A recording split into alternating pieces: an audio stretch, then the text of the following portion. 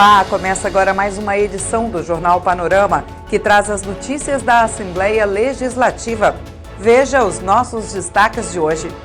Comissão de Meio Ambiente cobra ações proativas de empresa acusada de poluição em Cariacica. Presidente da CPI de combate aos maus tratos aos animais comenta a sentença do acusado de arrastar cachorro até a morte em Jaguaré.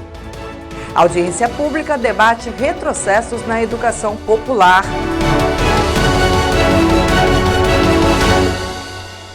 Veja como foram as discussões e as matérias votadas pelos deputados no terceiro dia de trabalhos da semana. Quem traz as informações é a repórter Larissa Lacerda. Foi aprovado pela mesa diretora na sessão desta quarta-feira o pedido de criação da Frente Parlamentar pela Acessibilidade e Inclusão. A iniciativa é do deputado Doutor Hércules.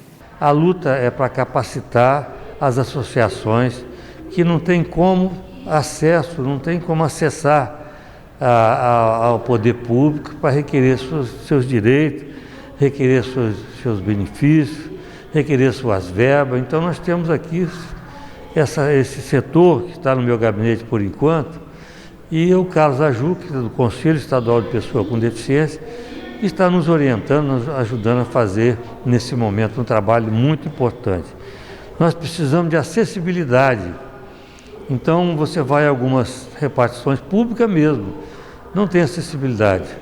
Não tinha acessibilidade a cadeirante, a mulher que usa cadeira de roda não podia fazer mamografia, porque o aparelho não desce. Hoje nós já temos, nós agradecemos a luta da Rosilda também, que é uma usuária de cadeira de roda, que lutou sobre isso, e hoje nós já temos aqui no estado várias clínicas privadas ou clínica pública que tem o aparelho adaptador que desce o aparelho e faz a mamografia. Então, nessa luta para a inclusão aqui na Assembleia, o que o presidente fez? Banheiro acessível. O presidente colocou faixa tátil para cego que não tinha.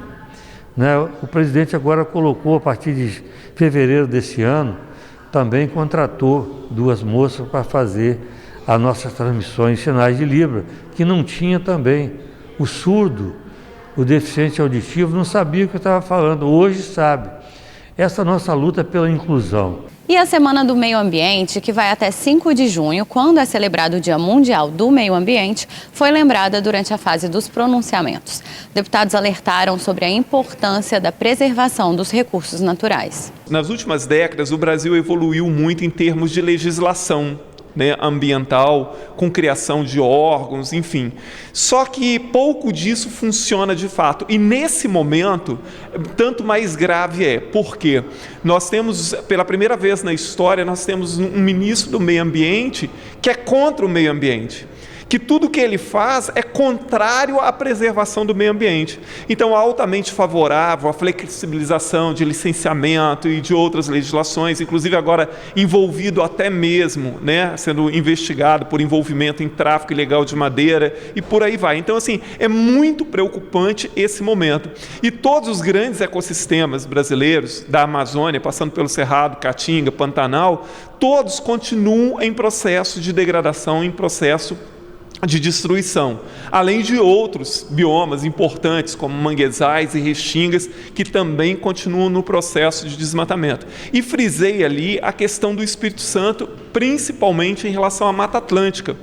Hoje nós temos no Espírito Santo um aumento nos últimos anos da destruição da Mata Atlântica. A Mata Atlântica ela é protegida por lei, e grande parte do que restou da Mata Atlântica no Espírito Santo também existe em forma de reserva, mas isso não tem impedido o desmatamento. Nós ainda erramos muito, o mundo precisa muito melhorar, nós precisamos saber preservar o recurso hídrico, saber captar água de chuva, as leis têm que ser mais rígidas e o governo federal, o governo do estado, o Banco Mundial, enfim, é preciso que os governos municipais, que os gestores coloquem isso como um foco nas suas gestões, de captar as águas das chuvas, abastecer o lençol freático, recuperar a nossa nascente. Esse é apenas um pequeno quesito que precisamos aprofundar no nosso sentimento, no nosso coração, a nossa missão de pensar no futuro. E na fase da ordem do dia, os deputados aprovaram um projeto de decreto legislativo da mesa diretora que reconhece o estado de calamidade pública por 180 dias no município de Santa Teresa, devido à pandemia do coronavírus. Com isso, o município vai contar com mais flexibilidade orçamentária. Já outras duas propostas foram rejeitadas pelo plenário. O projeto que previa a criação de política estadual de valorização da vida nas escolas, do deputado Renzo Vasconcelos, e o projeto da deputada Irine Lopes, que proibia descontos no pagamento de recursos emergenciais ao setor cultural e a exigência de certidão negativa de débito com o Estado nos editais de cultura. As matérias foram, então, arquivadas. Os demais itens que aguardavam deliberação ficaram em prazo regimental para análise na Comissão de Justiça e retornam à pauta da sessão da próxima segunda-feira. Volto com você, Patrícia. A audiência pública debateu retrocessos na educação popular. Um dos maiores problemas apontados foi a redução de recursos para a área. Por meio de uma audiência pública virtual, o Colegiado de Educação realizou o lançamento da segunda CONAP, a Conferência Nacional Popular da Educação, no Espírito Santo. Entre os especialistas que participaram do evento, o consenso é que o país sofreu retrocessos profundos na educação. A audiência foi proposta e coordenada pela deputada Irine Lopes. A parlamentar abriu os trabalhos em tom de crítica à Emenda Constitucional 95 de 2016, que instituiu o novo regime fiscal e impactou a destinação de recursos para diversas áreas, inclusive a educação.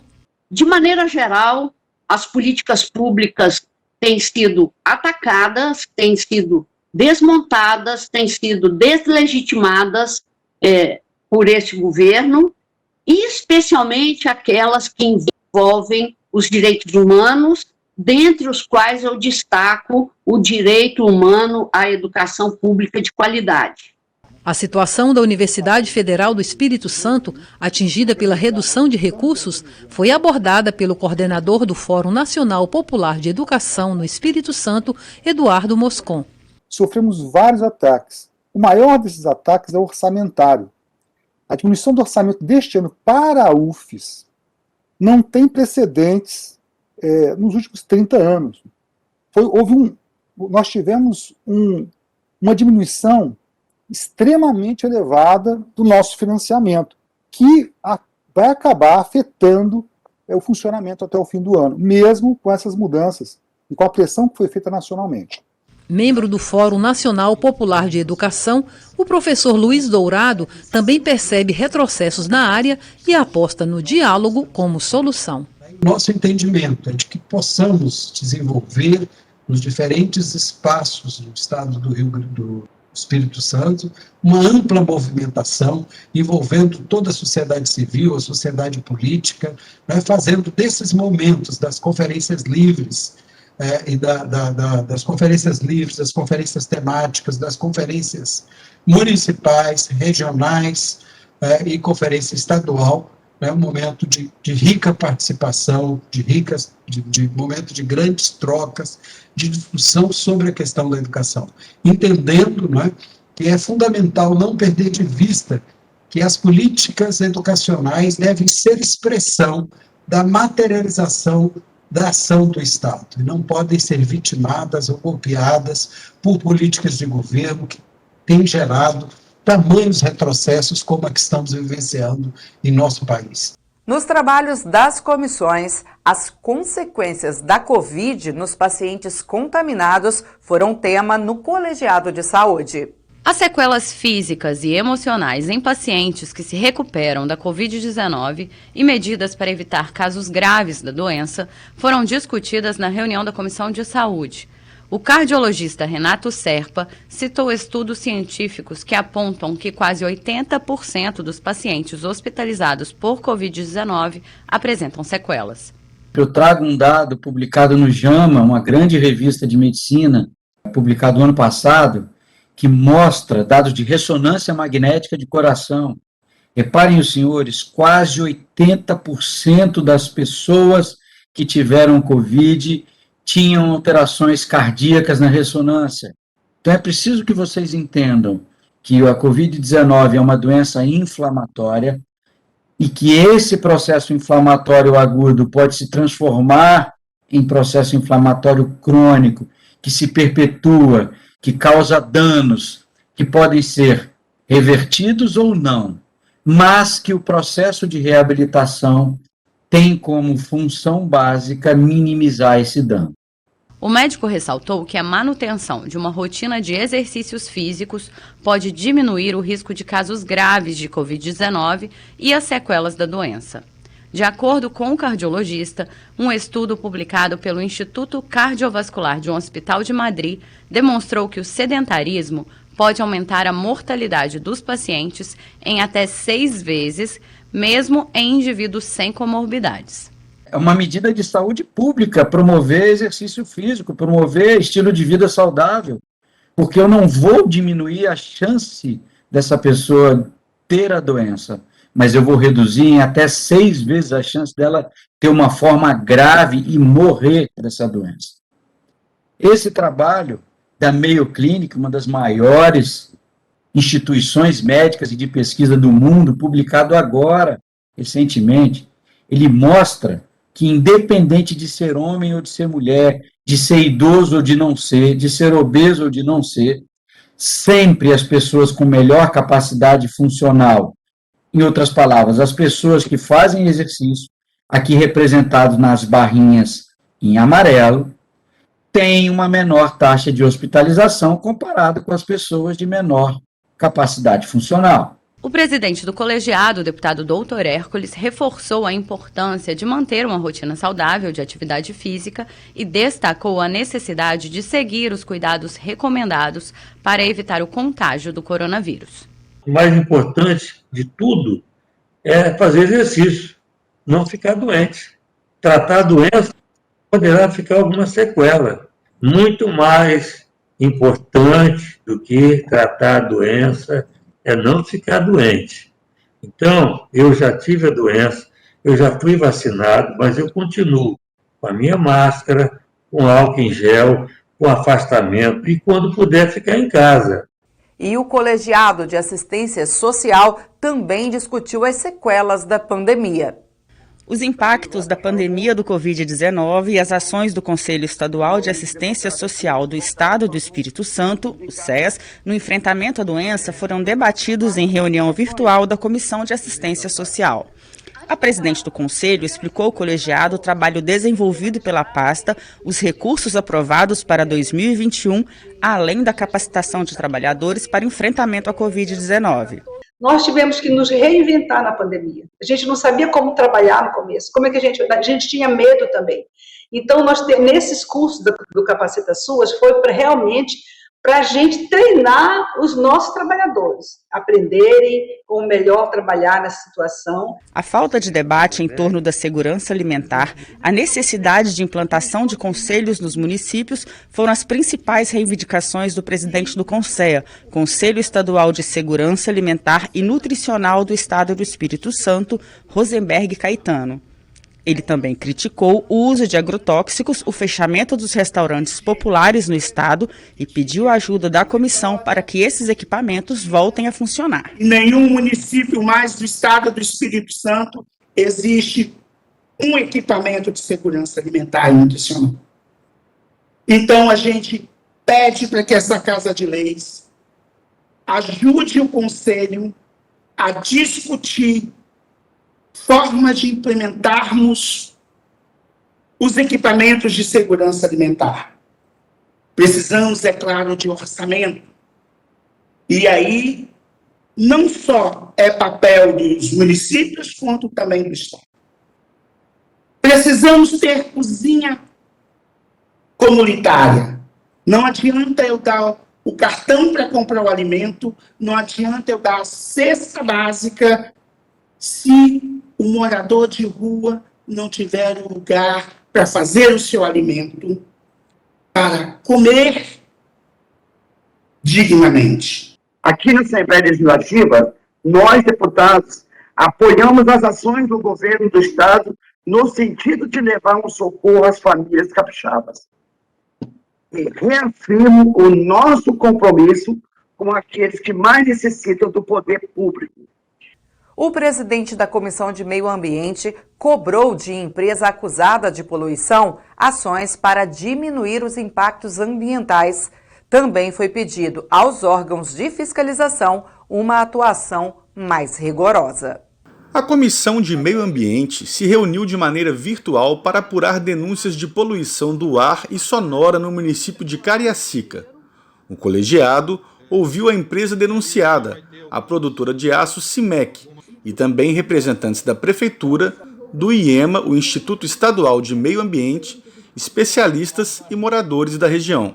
Eu sofro constantes perturbações no sono, pois de minha residência eu uso todo o procedimento da usina da empresa CIMEC, dia e noite, principalmente horário noturno é pior.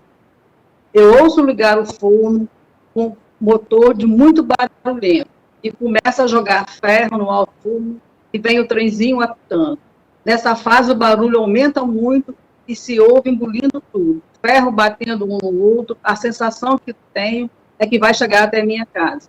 A diretora técnica do IEMA, Caroline Machado, explicou que a empresa CIMEC já recebeu 17 denúncias de incômodo por meio do Ministério Público, que só no mês de maio realizou 3 fiscalizações no local para apurar as acusações. A empresa requereu renovação da licença de operação, está sendo analisado de forma criteriosa pelo IEMA, onde estão sendo tratadas todas as condições de melhorias operacionais e ambientalmente adequadas em relação à atualização dos controles ambientais implantados. Das 64 condicionantes acordadas com a empresa no ato do licenciamento, a diretora explicou que 4 não estão sendo cumpridas, 2 estão sendo parcialmente cumpridas e 22 estão sob análise. O presidente do colegiado, o deputado Dr. Rafael Favato, cobrou ações da CIMEC para mitigar os impactos e também uma atuação mais contundente por parte dos órgãos de fiscalização. Várias dessas condicionantes não foram sanadas. E realmente, assim, há uma renovação automática da licença, mas vocês não estão com a licença em dia. Ela está sendo renovada na licença de 2013, que se o órgão ambiental já fosse mais exigente, poderia ter cassado já a licença de operação de vocês desde 2017 pelo não cumprimento das condicionantes.